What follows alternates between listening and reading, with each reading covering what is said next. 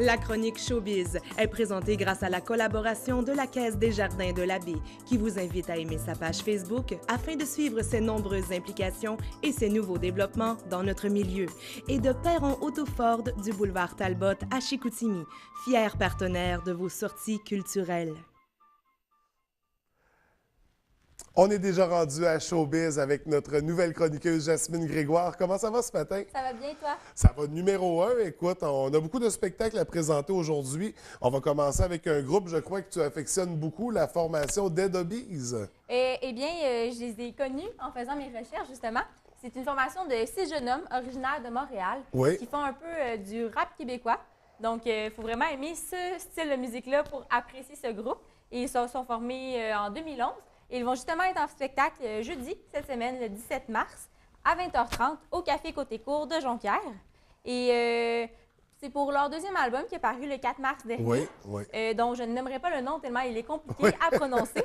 Et juste pour vous dire un peu, là, ils ont été finalistes en 2013 au Francouverte. Donc, ils se sont fait un peu découvrir cette année-là. Et leur premier album, on pourrait dire, qui s'intitule Montréal Sud, avec un signe de dollar pour le S. Et on peut dire qu'il est un peu plus rugueux, dense et introspectif, tandis que leur nouvel album est plus rassembleur et accessible. Donc, c'est vraiment un spectacle pour les gens qui affectionnent beaucoup le rap ou ce style de musique-là. Donc, c'est le 17 mars prochain à 20h30 au Café Côté-Cour. Donc, pour les amateurs, à ne pas manquer, on va changer complètement de style, mais on demeure avec une formation québécoise. On parle des Cowboys Fringants. Oui, ils vont être en spectacle. Ils ont 2 spectacles prévus dans la région. Un au Centre de congrès de la Saguenay-N le 18 mars à 21h, excusez-moi. Et le 19 mars à Alma, à la salle Michel Côté à 20h. Donc, c'est une formation qui a vu le jour en 1995, qui ont commencé à faire de la musique dans un sous-sol. Et après ça, ils ont rajouté des membres au groupe. Et ça forme aujourd'hui un groupe qui est beaucoup populaire au Québec. Et c'est vraiment, je trouve que ça représente bien un peu la culture du Québec avec le style un peu folk rock country. Là. Je pense que ça représente bien le Québec. Et ils sont en tournée pour leur deuxième album qui est sorti en 2015, qui s'intitule Octobre. Donc, c'est plein de nouvelles chansons et je pense que c'est très rassembleur comme spectacle. Donc, c'est vraiment un événement à ne pas manquer. Donc, les Cowboys Fringants, ce groupe qui perdure de déjà plus de 20 ans d'existence, ça donne un petit coup de vieux parce que je me souviens de leur début.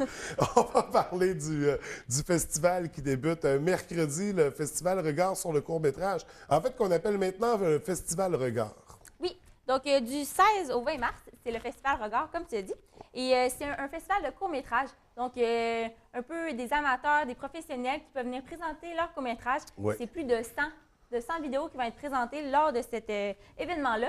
Et c'est vraiment plus de 30 000 $ en bourse sont remis aux gagnants et aux participants, etc.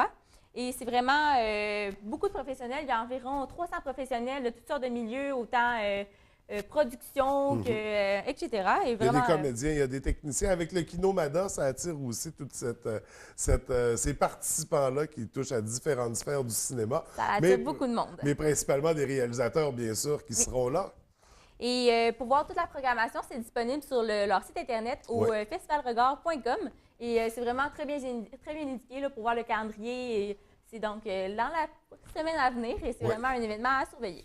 Et nous, on en parlera toute la semaine. On reçoit des réalisateurs qui vont venir nous présenter leurs films dans le cadre de l'émission.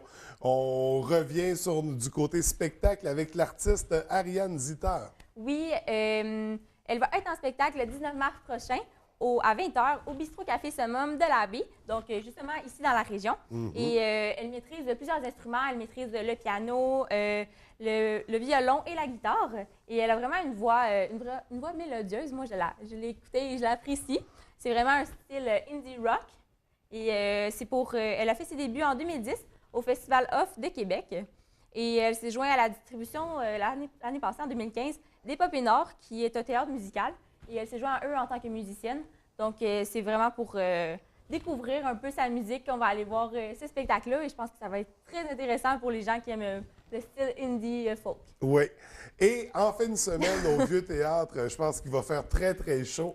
Un spectacle exclusif pour les dames, 18 ans et plus. Les dieux de la scène, les rebelles du 281 qui vont être de passage. Donc, on en discute ce matin. Oui, donc pour vous, mesdames, justement, tel que vu dans l'émission à la télévision, les dieux de la scène vont être en spectacle au Vieux Théâtre de la Baie le 19 mars prochain à 20h. Et c'est vraiment un spectacle qui va donner chaud, il va être haut en couleur et d'après moi, pour vous, mesdemoiselles, ça va être très apprécié. Et ils ont préparé une tournée un peu partout au Québec, donc c'est pour ça qu'ils viennent dans la région.